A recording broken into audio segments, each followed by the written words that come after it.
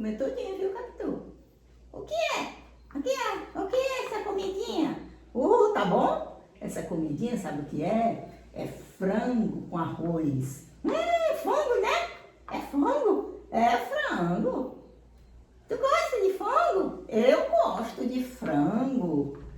Eu gosto de frango, eu gosto de peru, eu gosto de galinha. E de pintinho? Não, pintinho ninguém come pintinho, não. Pintinho tem que esperar crescer.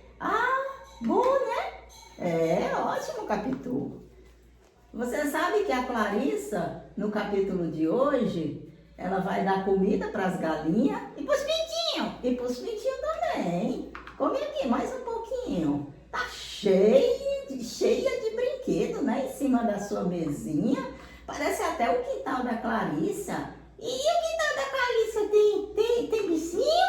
Tem. O quintal da Clarissa é cheio de bichinho. A gente vai ouvir ela falando aqui com os bichinhos dela, pensando quando ela vai dar o milho para os bichinhos. Eu quero ouvir então. Quero ouvir. Capitu, comeu todinho, né, meu anjo? Agora você vai comendo aí um pouquinho só, enquanto eu vou lendo o capítulo para as pessoas, não é? Senão não posso ficar com a Capitu o tempo todinho. Senão a gente não lê o capítulo 6 de hoje. Vamos lá? É um capítulo que a gente vai mostrar a Clarissa cheia de reflexões. Quando a pessoa tem uma tendência muito grande a pensar, a refletir, a sonhar nesse sentido, não no sentido alienado, mas sim sonhar no sentido de estar sempre projetando situações, então qualquer atividade se torna um verdadeiro lazer, porque a pessoa olha para aquela coisa que está fazendo, aí começa a voar o pensamento, começa a fazer associações que geram outras associações, que geram mais uma associação, e aí até o estar parado se torna uma verdadeira viagem. Vamos lá. Pri, pri, pri, pri. Clarissa vai dar de comer às galinhas. Com a mão esquerda, segura a ponta do avental, que forma um bojo fofo onde o farelo e os grãos de milho se aninham. Tardinha, a sombra da casa vai aos poucos avançando sobre o pátio. O céu empalidece. Olha, tá caindo a tarde, tá começando a surgir a noite e de fato o céu fica empalidecido, como diz aqui, não é? Com a mão direita, Clarissa lança ao ar um punhado de milho e farelo no gesto de quem semeia, dando comida para as galinhas num gesto de quem semeia. Quem semeia vai jogando assim, não é? E assim é como ela está fazendo com os bichinhos no quintal. Num cacarejar miúdo, as galinhas vêm correndo, sacudindo as asas e começam a dar bicadas a esmo, sôfregas, arranham o chão, comprimem-se, amontoam-se, disputando os grãos. No meio delas, os pintinhos, arrepiados e encolhidos, piam desconsoladamente, perdidos no aglomerado das penas, bicos e patas. A gente pode até acompanhar, né, no pensamento, essa cena. A Clarissa no quintal, dando o milho para as galinhas, como quem semeia, e as galinhas tudo naquele alvoroço, se bicando, disputando o milho, e os pintinhos feitos doidinhos no meio delas, piando, feitos desesperados. Não se apressem, grita Clarissa, tem para todos, e cobre o chão de grãos dourados, ri com a impressão de que está jogando fora ouro, muito ouro, e de fato, para as galinhas, aquele milho é mais valioso do que o ouro, não é? Porque é o alimento, é a sobrevivência delas. E ouro, elas não têm nem conhecimento disso, se tem importância ou não. Outra coisa, outra história. No fundo do pátio, um peru preto passeia de um lado para o outro, lento, indiferente ao espetáculo tumultuoso. Estão visualizando o peru? Por que será que não vem? Falta de apetite ou orgulho? A Clarissa sempre visionária, não é? Clarissa cantarola. Pru, pru, pru, solene como um rei. O peru continua imperturbável, enquanto as galinhas disputam o milho a bicadas violentas. Agora, um galo de crista escarlate entra no grupo como um tufão, abrindo caminho à força de empurrões. Bruto, pensa Clarissa, um homem deve ser delicado com as mulheres. Oh, mas o galo não entende a língua dos homens. E no mundo do galinheiro, de certo não há etiqueta. Clarissa acocora-se. Acabou-se o que era doce, quem comeu se regalou-se. Agora ela pode olhar tranquilamente toda a bicharia no quintal. Já cumpriu a obrigação, que era dar o milho para eles, né? Agora ela fica admirando. Imagina aí, admira. Vamos imaginar um quintal bem amplo, todo limpinho, todo capinadinho, varridinho, cheio de bichinhos, e a Clarissa olhando tudo aquilo. Que cara engraçada tem as galinhas, 2 olhinhos miúdos, como contas, o bico, as penas, os pés. E por que será que chamam pés de galinhas as rugas que as pessoas que estão envelhecendo têm no canto dos olhos? Por que será também que quando o céu está cheio de nuvens finas, tremidas e compridas, transparentes como um véu, dizem que o céu está cheio de rabo de galo? Tudo na vida é tão engraçado. A Clarissa aqui, com essa reflexão dela, ela lembra um filminho que tinha um desenho animado, passava na TV, em que era O Mundo de Bob. Não sei se algum de vocês chegou a assistir. Que tudo que falava, assim, alguma figura que se usava, como no caso, pés de galinha nos olhos, aí o Bob imaginava na mesma hora e aparecia os olhos com os pés de galinha pregados, não é? Então, a Clarice está utilizando esse mesmo recurso, né? Uma conversa, um pensamento, uma reflexão, leva a uma outra coisa e ela começa a refletir em cima dessa reflexão e a história vai em frente, sem fim.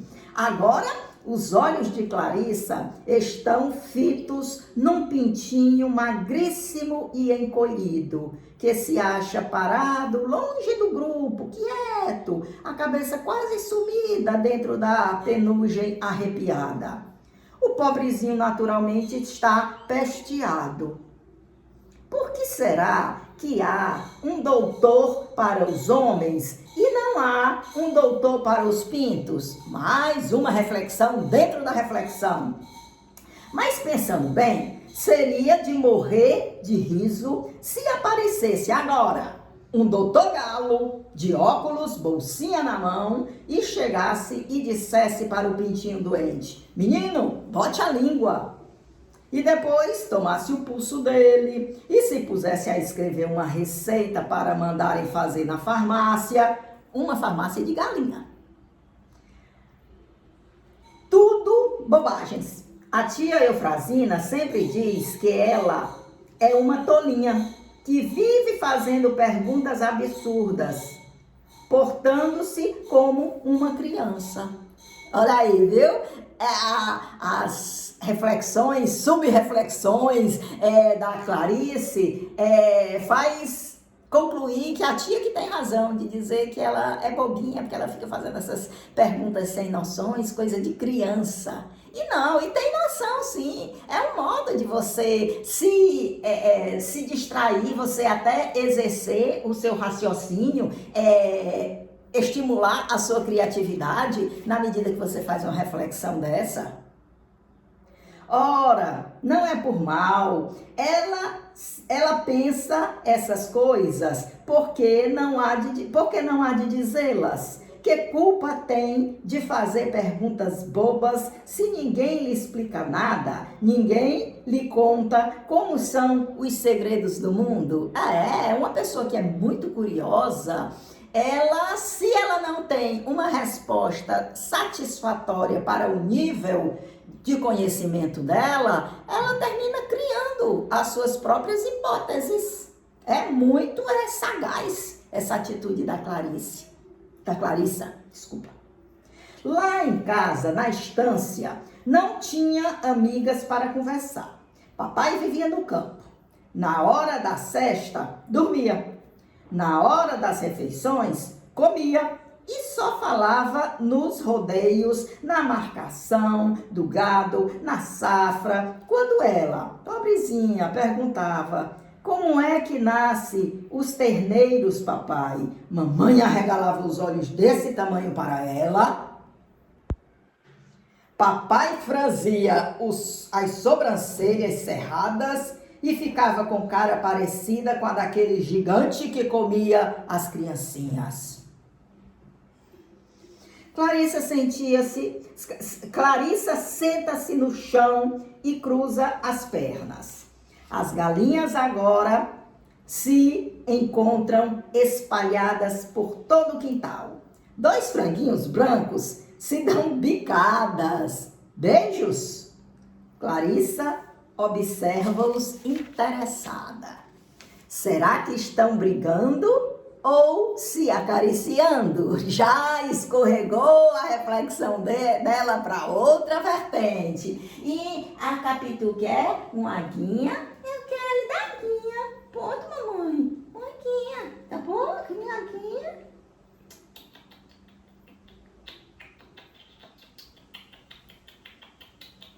Boa, Capitu. Pô, muito boa aguinha.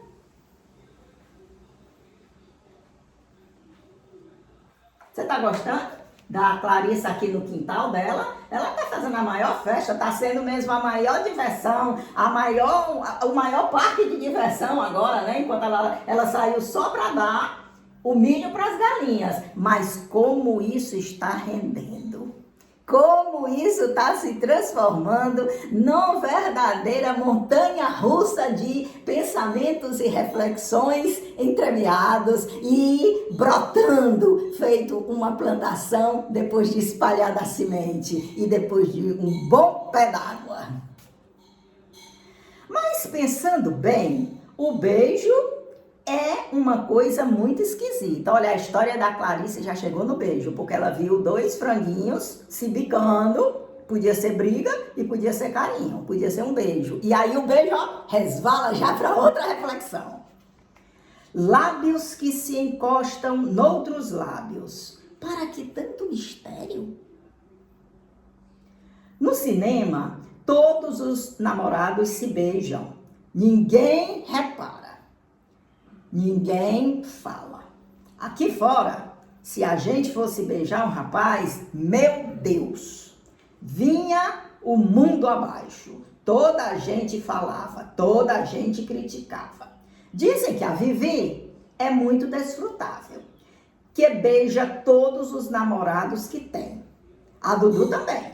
De certo, isso é de família, são irmãs. Mas que bobagem!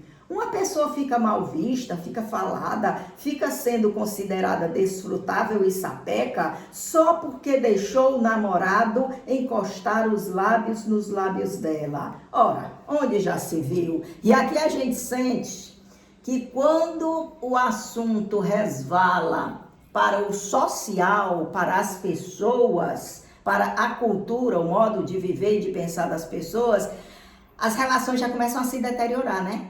Enquanto estava só no plano dos animais, Tava tudo assim, no alto astral, numa tranquilidade, sem estresse. Aí passa pro lado das pessoas, dos seres humanos, aí já vem o que será, e falou, e disse, se escandalizou, e pode, não pode, já começa a deteriorar. Enfim, ela, Clarissa, é uma boba, que não sabe nada da vida, de certo? Deve haver um segredo muito grande nessa história do beijo. Um segredo que pouca gente sabe. Deve ser alguma coisa boa. Se não fosse boa, os namorados não faziam questão do beijo. Sim, isso é o beijo de namorados. Porque o beijo que a gente dá na mãe, no pai, na tia, numa amiga, é diferente. Pelo menos deve ser. Se não for, então tudo é bobagem.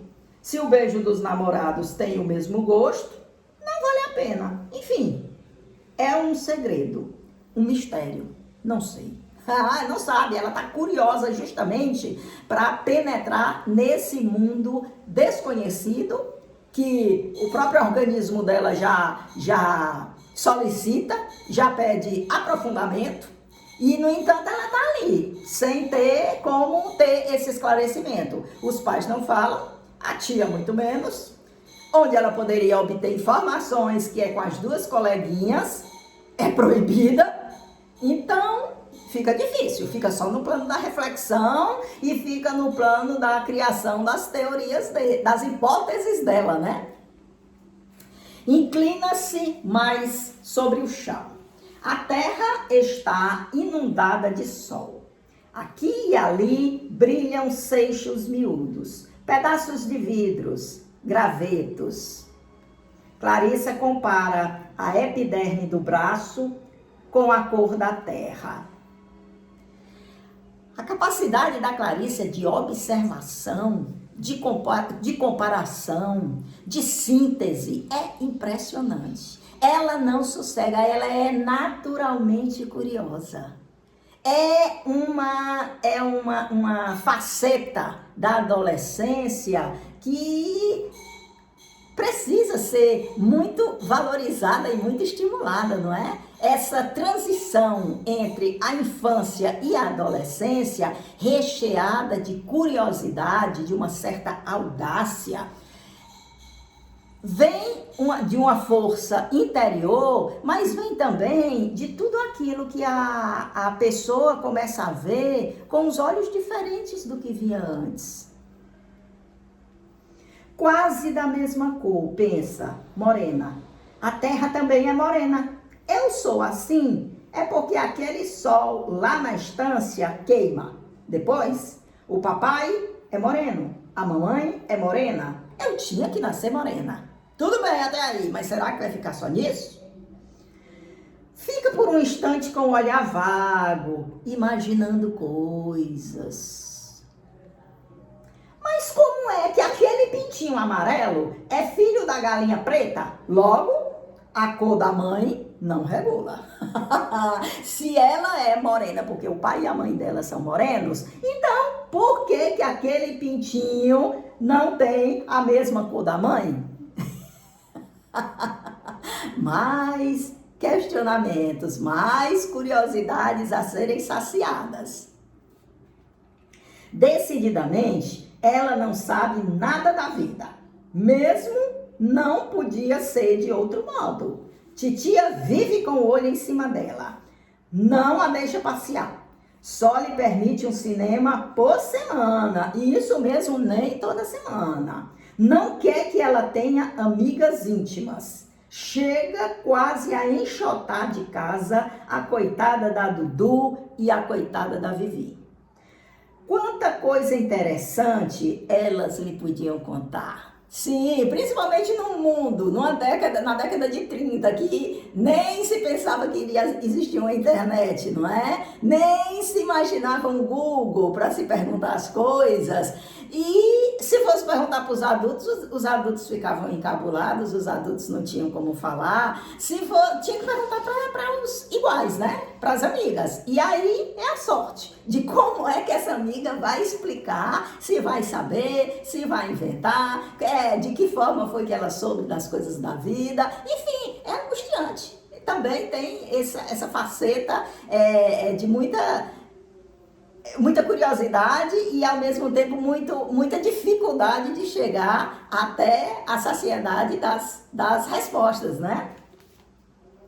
Sim, porque a Dudu e a Vivi conhecem muitos mistérios, sabem o segredo do beijo e muitos, muitos outros segredos mais. Mas, se Deus quiser, o tempo há de passar. Vou ficar moça, ter namorados.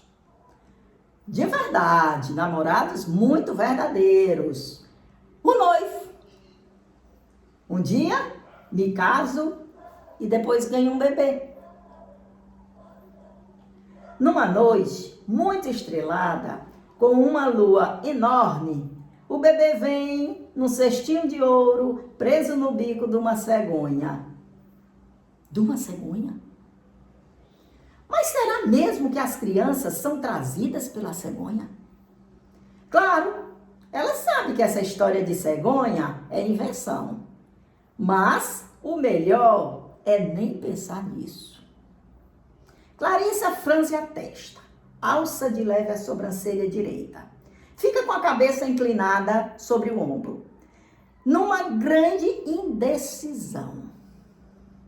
Agora, se lembra que um dia aconteceu um fato que lhe deixou na cabeça uma dúvida dolorosa. Foi na varanda da pensão. A Dudu tinha vindo convidá-la para ir à vesperal do cinema do centro. Ficaram falando diversos assuntos. De uma fita de Janet Gaynor, numa baratinha cor laranja que passava todas as tardes pela frente da pensão. Por fim, Clarissa perguntou: tu sabes, Dudu, que a cegonha trouxe um bebê para a dona Emília? Dudu fez uma cara de surpresa, botou a mão espalmada no rosto e, num ar de troça, disse: a cegonha foi que trouxe o bebê para a dona Emília? Ora, aquilo era uma maneira de dizer, mas ela não queria que a Dudu soubesse que ela sabia a verdade. Não teve outro remédio senão ficar com cara de inocente. Como és boba, Clarissa! Então tu és ainda do tempo que a gente acreditava que as cegonhas é que traziam os filhos para as mães? Naquele momento, entrou a tia Eufrazina. Tinha ouvido tudo. Vinha de cara fechada. Isso não são conversas próprias para meninas decentes. Clarissa passeia o olhar pelo pátio. O peru orgulhoso gruguleja, esticando o pescoço, sacudindo o papo vermelho e flácido. Orgulhoso, pensa Clarissa. Não quis o meu farelo. Deixa estar. Quem vai te dar a bebedeira na véspera do Natal sou eu. Em seguida, arrepende-se do pensamento, né? Ela achou o peru orgulhoso e profetizou que ela iria dar a cachaça para ele ficar bêbado para quando fosse morrer no Natal, né? O peru de Natal da ceia. Em seguida, arrepende-se do pensamento. Julga-se já um pouco culpada do assassinato do peru. O pobre bicho está condenado. Tia Eufrazina já o marcou. Esse é pro Natal. O major diz sempre: não se esqueça de que sou louco por peru com farofa. Clarissa entrega-se a novas reflexões. Os homens são maus. Criam os pintos, dão-lhes de comer, farelo, água, milho. Eles crescem, ficam galinhas, andam pelo quintal, engravatando a terra com o bico e com as patas, botando ovos, caçando minhocas, e um belo dia, zás! Lá vem-se a Andresa e agarra os míseros bichinhos, torce-lhes o pescoço e larga no chão com o corpo mole que pinoteia num esforço desesperado para não morrer. Olha só para onde está se encaminhando o pensamento da Clarice. Para coisas realmente bem tristes, não é, minha gente? O bichinho, de qualquer jeito, é vida, né? Então, a gente sabe que ele tem a mesma dor, ele tem um sistema nervoso. Então, ele está sentindo a dor. Ele até pressente, não é? Quando está se aproximando, quando a pessoa está se aproximando, que ele vai sofrer algum mal. Então, ela, como é uma menina, uma garota sensível, as reflexões dela acabaram levando-na para esse tipo de percepção, né? De realidade. Clarissa um dia viu quando torceram o pescoço de uma galinha. No almoço não comeu, impressionada. De noite sonhou uma barbaridade. Não devia ser assim. O clima já está mudando, né? O clima emocional que eu tô falando.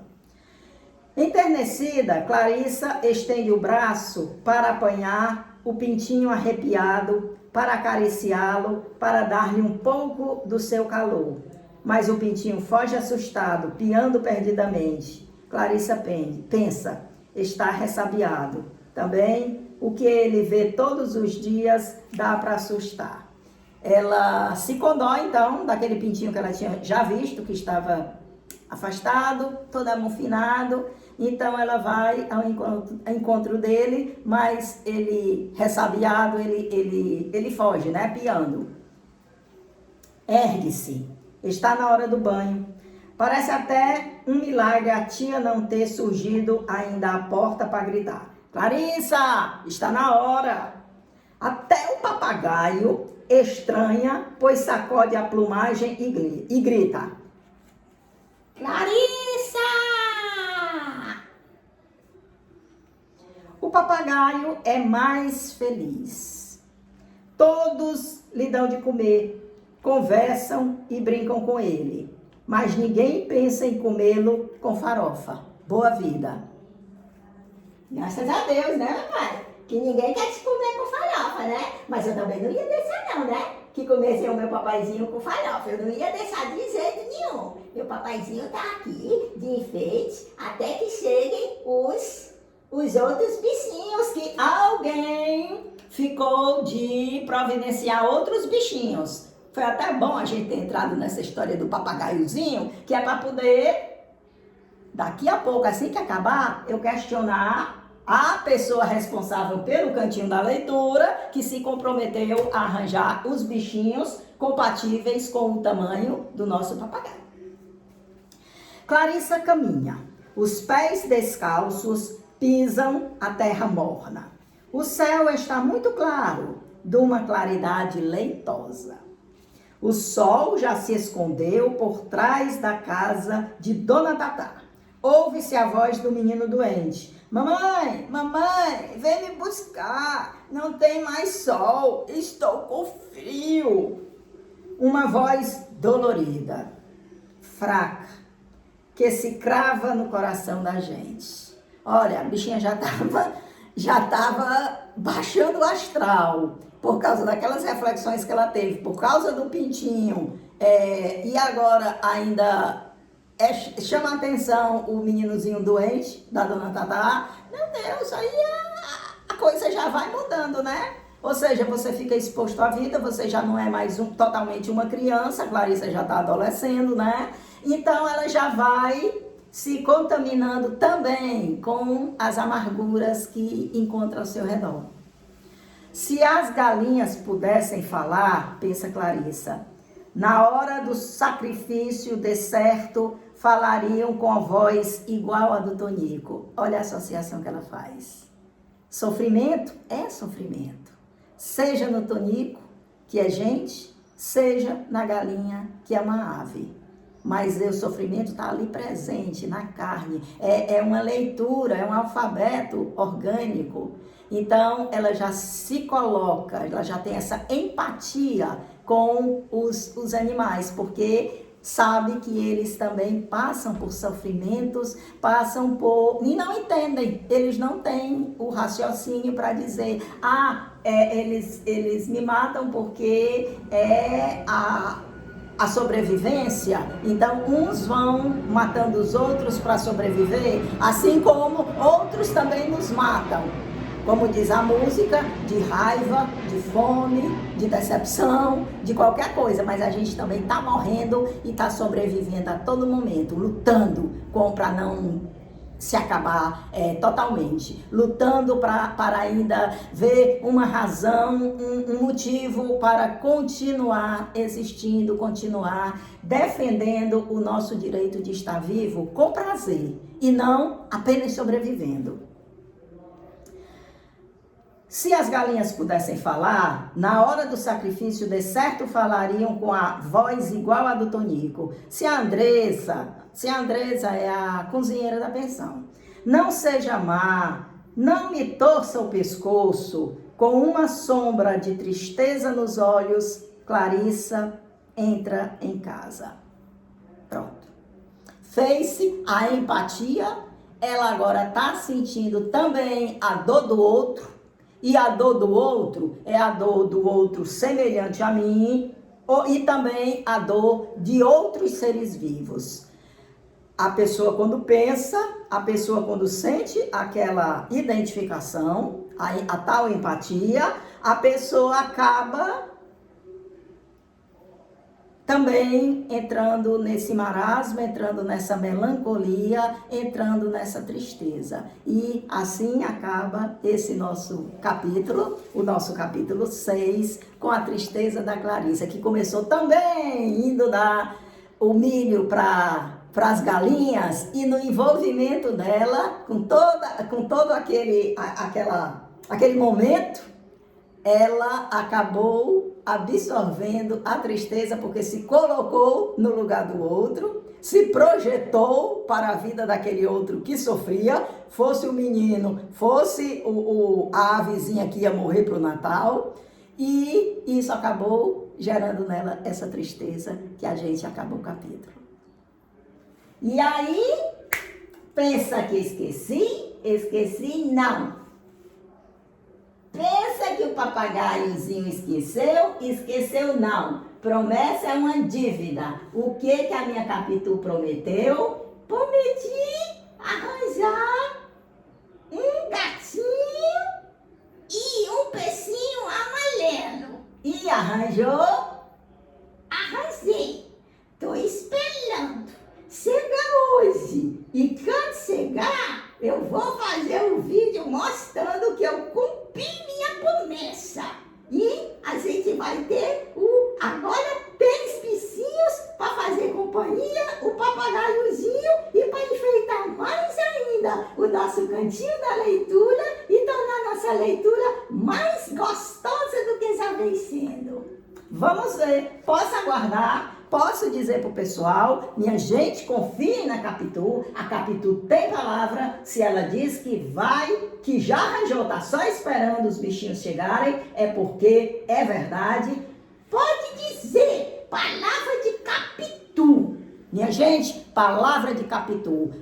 Hoje mesmo, possivelmente, vocês vão ter um vídeo da Capitu apresentando os bichinhos que farão companhia ao nosso papagaio. Eu quero bichinho do meu tamanho, viu? Eu não quero bichinho pequenininho, não. Eu não quero bichinho para botar na palma da mão, não. Eu quero bichinho para ficar do meu lado. Está formada o impasse, está formada a curiosidade só se aguçando e a gente quer ver. Ainda hoje, Capitu apresentar os bichinhos. Então, até lá. Tudo de bom para vocês e amanhã o nosso 7º capítulo.